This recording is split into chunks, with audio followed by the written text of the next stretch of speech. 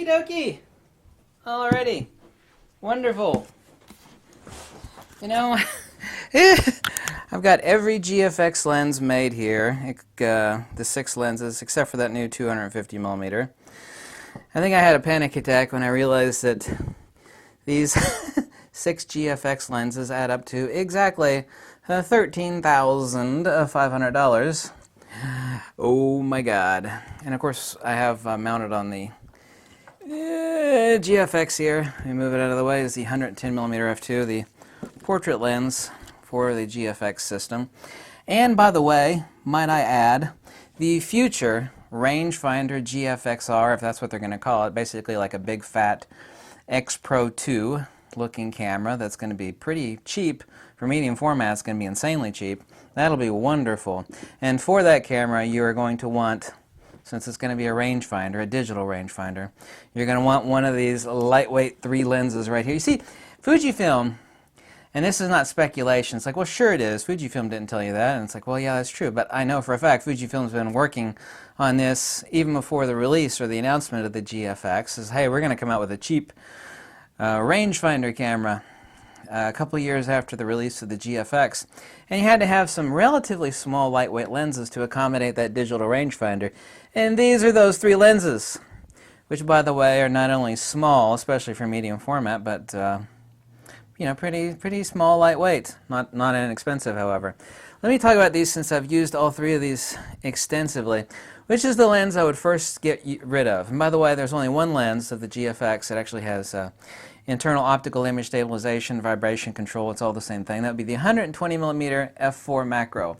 I can go into a lot of the reasons why that would be the first lens to get rid of. Suffice to say, it's wonderful. It's extremely expensive. It's super huge and heavy. But it's the lens I find myself basically never grabbing for. I've got a lot of macro lenses.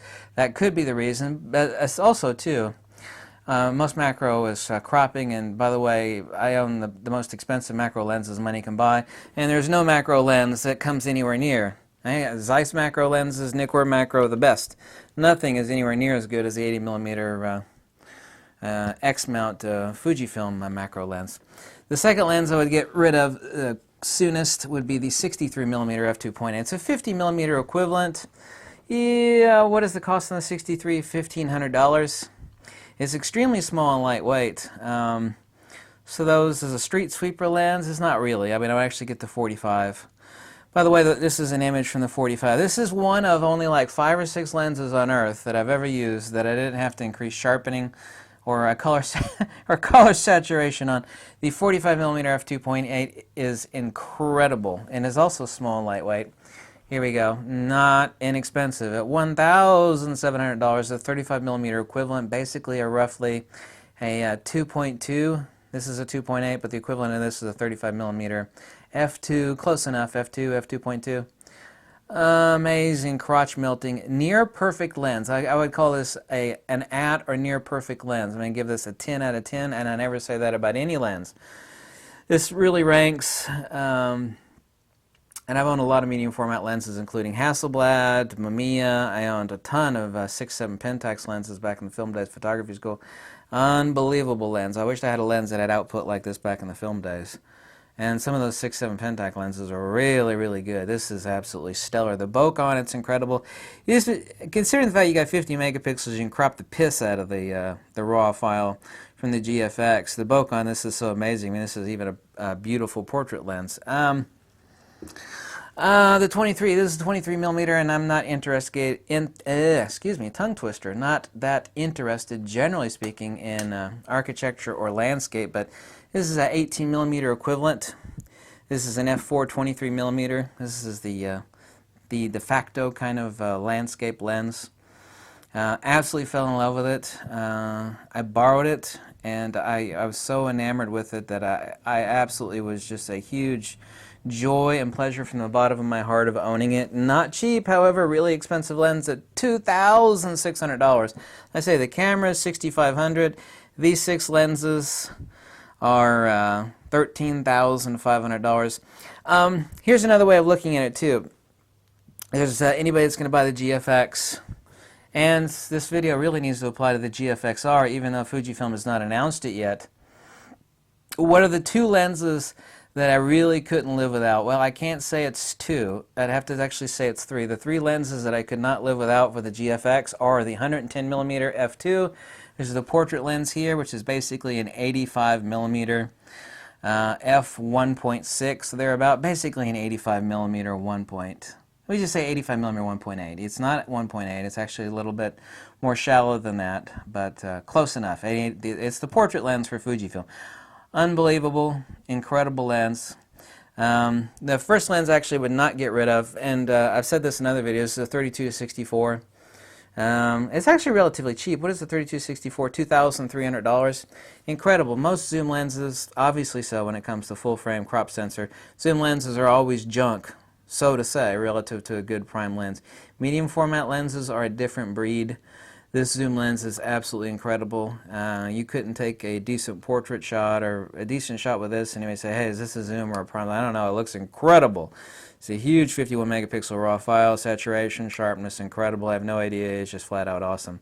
This is an incredible lens. I mean, just one lens to mount. Now, it is a relatively large and heavy lens, the 32-64 zoom for the GF. But this would be the one lens that I would permanently glue on my GFX. Really? A zoom lens? Yeah, it really is that good. But of the three lenses that I couldn't even think about parting with in any way, shape, or form, and the three lenses, like, you got 6 GF lenses here. You're going to get rid of 3 of them. I don't really, even though the 23 is absolutely incredible, I would first get rid of obviously the 120, then the 63, and then next would be the 23mm. I'd have to keep these 3. One of these is obviously a lightweight portable walkabout lens, the 45mm f2.8, which is basically a 35mm f2, essentially, or f2.2. Lightweight, incredible, literally an as perfect lens, and that's something I never say, the 45mm f2.8. My God, it's pretty damn expensive. This little lens, like I said, $1,700. Whew. But this lens isn't much bigger or heavier. Really, it's about the same size and weight as many 35mm or FX lenses. It's nothing when mounted on the GFX body. By the way, I actually have the swivel attachment. Anybody that has a GFX, if you didn't purchase the tilt adapter for your GFX, shut the hell up and buy it now. This is so incredibly important to have for your GFX. It should come with the camera. I wish they just charge a higher price and include it, but they don't. Let me lock it into place. There we go. But these are the 3 lenses I couldn't do without. I was out and about today with the 45mm and the 110mm.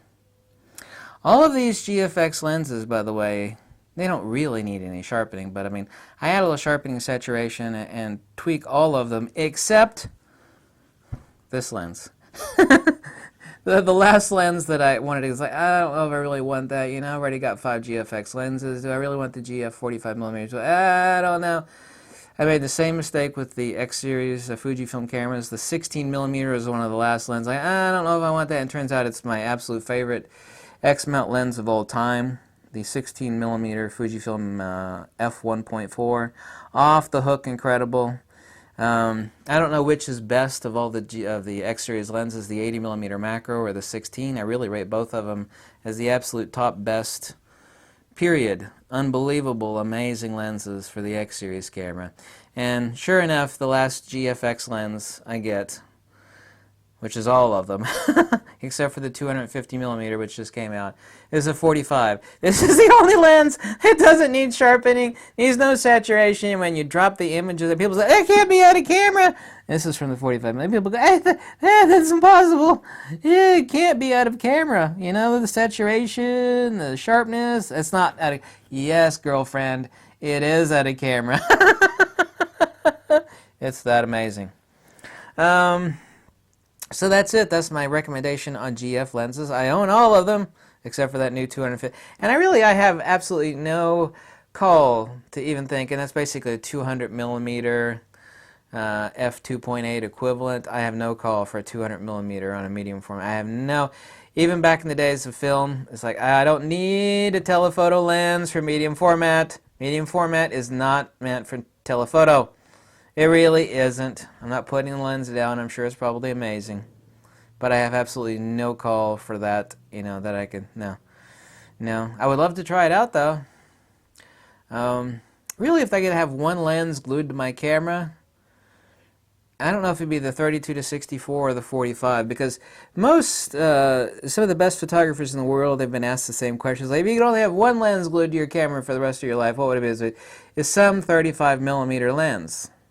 Most of them have said that. This is the 35 millimeter field of view equivalent, the 45. You actually take the GF lenses and you multiply them times 0.78, and you'll end up with a 35 millimeter equivalent. My God, this lens is amazing. But the 110 portraiture, basically an 85 millimeter f1.6 equivalent. Whoa, but it is huge and it is insanely heavy. That's it. Let me know if you have any tips or tricks or questions or whatnot on, this is also from the 45 millimeter on the Gfx system.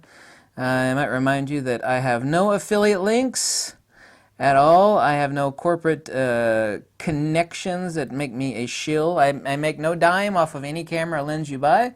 So if you can click the link below, if you want to ever drop a buck or two as thanks, or tell me to go take a flaming leap off of a tall cliff, or whatever tickles your pickle, make sure you go ahead and do that. But that's the review of all GF lenses except for the new one which is released. Here they are. Like I said, I'm still in sticker shock that these 6 lenses, just the lenses alone, are $13,500, and then another $6,500 for the camera, another $500 for the grip, and another $500 for the tilt adapter. What does that add up to? Yeah, $6,500, 775. What's 7,500 plus 13? Yeah, $21,000. Yeah, right here is something. Right, yeah, right here is something like $22,000. Just.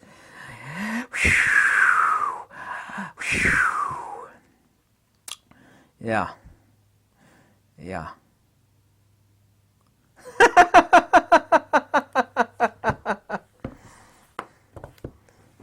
Talk about some crotch melting perfection that drops out of the 45 millimeter. It's always the case, it's like the last lens, like, I don't think I want that. It turns out to be the best of all of them. It's like Fujifilm. I don't know why it happens to me. Like, I don't know if I want that. It's like, yeah. This, by the way, for the GFXR, the rangefinder, this will be perfect for when that camera comes out. It's like, what about the 63 millimeter, It's even more lightweight than the 45 is. Not by much. It is a little bit. It's a little bit smaller, as you can see. It's a 50 millimeter. 50 millimeters are always, they just are. And of course my phone always rings when I'm making a video. There'll be some nut job bothering me on the telephone when I'm doing something. So anyway, click the link below. But I'm glad I could help you in any way, shape, or form in making an informed decision on purchasing lenses that are really expensive. Actually, these lenses are cheap. You know how much Mamiya Leaf lenses cost? You know how much Pentax Z lenses cost? Those are medium format lenses. These lenses are cheap. They're made a lot better. They're a lot sharper. They're a lot better precision lenses. Hail to Fuji. I've owned a lot of medium format stuff, and Fujifilm has got it nailed. Not only that, they're making a better camera, superior, sharper, better. Everything's better. And it's cheaper. You ever put your hands on a Pentax Z? The Hasselblad X1D, which uses the same sensor as this does, by the way, they can't even give that camera away. It's currently half off in parts of Europe, and it's currently $2,500 off in the United States. That camera's had some serious design flaws and bugs. You can't fix that crap you can't fix hardware issues with firmware upgrades. For some reason, people don't get that fact. I have no idea why they don't get that fact, but that's the way it rolls. Peace out, Girl Scout. Thank you so much for watching, and Fuji!